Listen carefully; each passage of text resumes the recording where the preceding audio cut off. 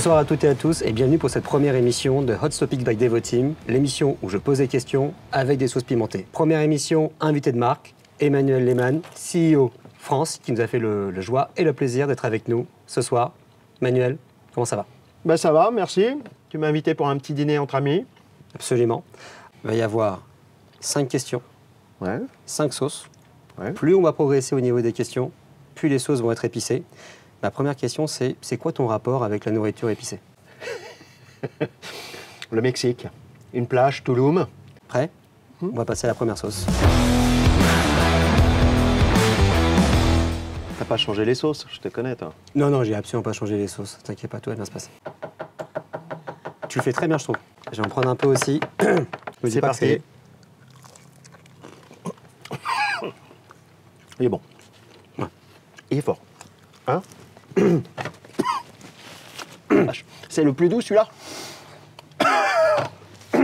Première question, Emmanuel. J'aimerais qu'on retombe tous les deux dans une année assez mythique, l'année 1998. Ouais. Alors la France est devenue championne du monde de football pour la première fois, mais c'est aussi l'année où le jeune Emmanuel Lehmann, de 23 ans, intègre les fusiliers marins. Est-ce que tu peux nous en dire un peu plus sur cette aventure, sur ce début de parcours? Qu'est-ce qui se passe dans la tête d'un Emmanuel de 23 ans et qui se dit « Allez go, fusilier marin ».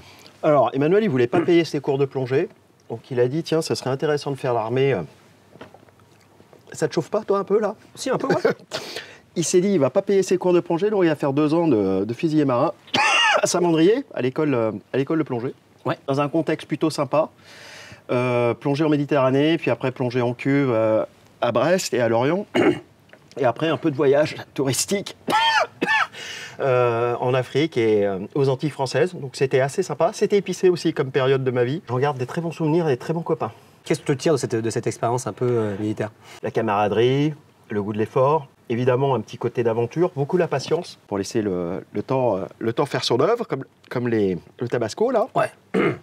Et pas mal. Le temps est précieux. Voilà. Et je voulais aussi faire la marine parce qu'il y avait un attrait technologique avec la marine qu'il y avait moins dans les autres armes françaises. Ok. C'est parti pour la deuxième sauce.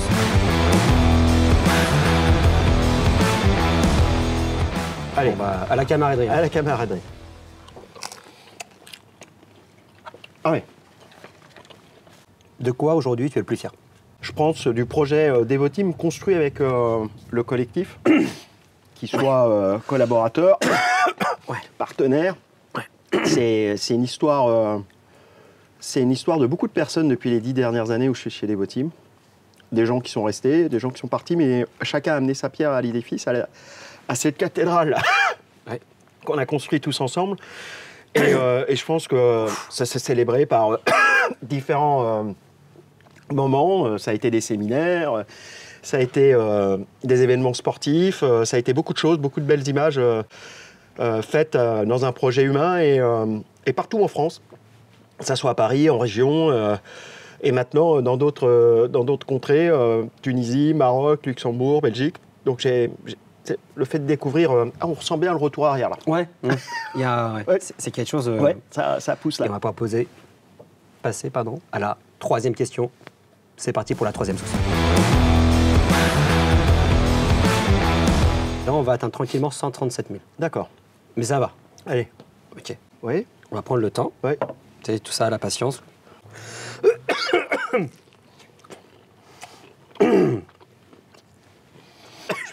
Un peu plus fort celui-là. On va arriver à la troisième question. Wow. Troisième question. Ouais. C'est quoi l'anecdote la plus drôle ou la gaffe la plus dingue que tu aies fait dans le monde professionnel? C'était avec Jean-Marc Chevreau. Je sais pas s'il s'en souvient. Quand je suis arrivé chez Devoteam, on était invité par un partenaire et pendant tout le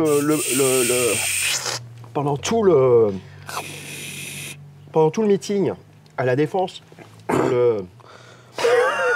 dans le headquarter le siège social de j'ai jamais dit j'ai parlé d'un concurrent pendant 2 heures. J'ai dit merci à ce... Alors, je sais plus si c'était etc. J'ai dit merci à de nous recevoir. Ça me fait plaisir de voir PVC.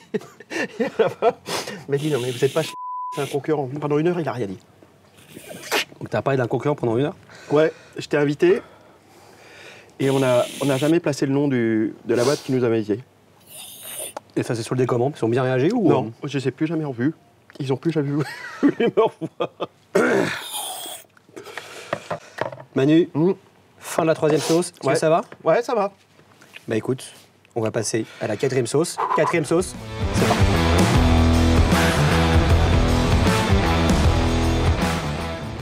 Voilà. Allez. Tu poses la question ou pas? Non, d'abord on mange.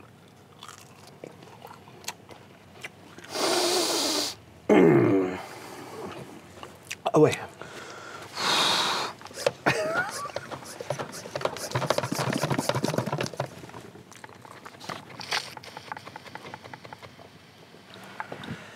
Tu l'auras peut-être remarqué, Emmanuel, on a un magnifique livre, livré ici, Tech Radar by Devoteam. On va un peu gamifier cette question, si tu veux bien. Vas-y. Est-ce que tu peux me parler de Tech Radar en 30 secondes? Ouais. C'est parti. 3e édition. Il s'adresse à une audience très tech. Ouais. CEO, CTO, les meilleurs experts de la planète. Ça peut leur donner un peu comment ils sont positionnés dans ce tourbillon de technologie, mais pas que. Ça leur permet aussi de tirer des trajectoires de formation et d'apprentissage. 150 technologies, assez au crible, sans experts, sur 6 domaines stratégiques. Alors, les 6 domaines stratégiques, c'est Digital Business and Product, Business Automation, Trust and Cyber, Multi-Cloud et la Sustainability et Data IA. Et là, petite cerise sur le gâteau, on a les Rex de nos clients dedans. On a aussi un éclairage, est-ce que l'IA est un buzz ou une vraie réalité opérationnelle? Donc j'invite tout le monde à le lire. Et pour la première fois cette année, il y a un petit retour là. Ouais. Ça, c'est plus effet Tech Radar, Emmanuel. Ça n'a rien à voir avec les sauces. Et un petit... il est digitalisé. Ça va, tu enlèves... Je vais enlever la veste. Ouais, vas-y, enlève la veste, je pense que c'est mieux. C'est parti pour la 5e sauce.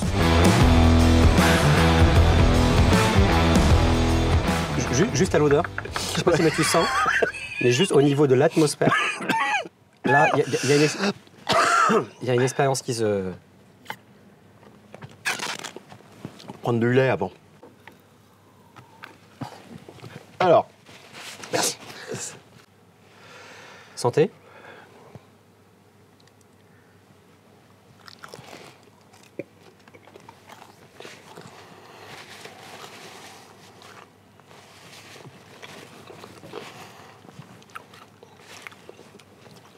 Ah, ok, ça y est, d'accord. Ok, non, mais non, je comprends. C'est un diesel, il faut... Attends.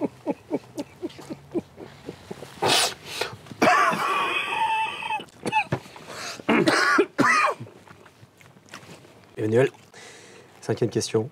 10 ans et 3 mois chez Devoteam. Si c'était à refaire? Je ferais pareil. Exactement pareil? Aucun regret? Non. Rien, exactement pareil? Ouais. Avec un peu plus de choses en...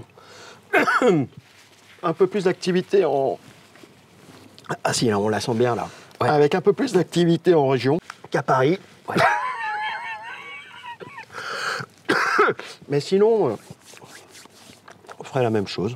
En 10 ans, je suppose que tu as vu pas mal d'innovations technologiques. Tech Radar est là pour nous en parler. Toi, c'est quoi, si jamais tu devais faire un rollback il y a 10 ans, la technologie qui t'a le plus marqué? Moi, je pense que c'est dans l'histoire et l'avènement d'une techno qui existait, dont l'usage existait déjà et qui a pris le pas sur toutes les autres. Je pense que c'est ServiceNow. Parce que ServiceNow, c'était un outil d'ITSM, comme donc ils sont arrivés sur un marché qui était déjà mature. Et ils ont réussi à supplanter leur marché et à aller chercher d'autres usages.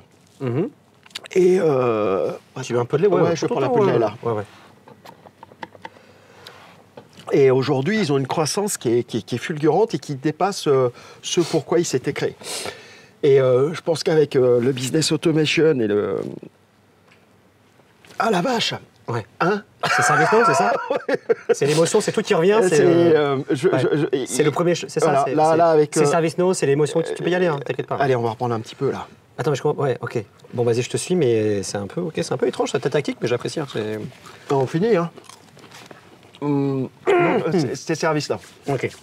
Là, je sens le ServiceNow, là, je trouve que et ils sont en train de non seulement dominer leur marché sur l'ITSM, et ils sont en train d'accélérer sur tout ce qui est beyond ITSM. Ils vont prendre le pas sur des technos SAP ou Salesforce. Et c'est très intéressant de voir l'évolution de cette plateforme. C'est une plateforme maintenant, c'est plus l'ITSM, c'est une plateforme. Plateforme multi-usage. Et donc non, c'est une sacrée success story. Et je pense que... Alors l'histoire de l'IT, je crois pas. Il y a du goût là, il y a un petit retour quand même. Hein. Mais c'est bon, c'est plus du tout, c'est plus t'en reprends. Ouais. C'est une approche assez étrange. Mais ouais. Je tue le mal par le mal. Et je suis obligé de c'est un peu comme le Ricard. Oui, bah oui, effectivement. Quand t'as la gueule de bois, tu reprends du Ricard. Bien sûr. Ah, c'est mieux. Donc voilà, donc ServiceNow. T'as pas fini là. T'as raison. Allez, on finit. Mais tu sais que c'est bien de veiller sur moi. Allez, on finit. Parce que ma grand-mère m'a toujours dit ne rien laisser dans son assiette. Oh,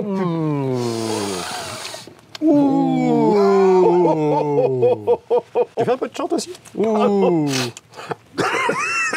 Merci beaucoup Emmanuel. Je t'en prie. On se retrouve très prochainement pour le nouvel épisode. À très vite.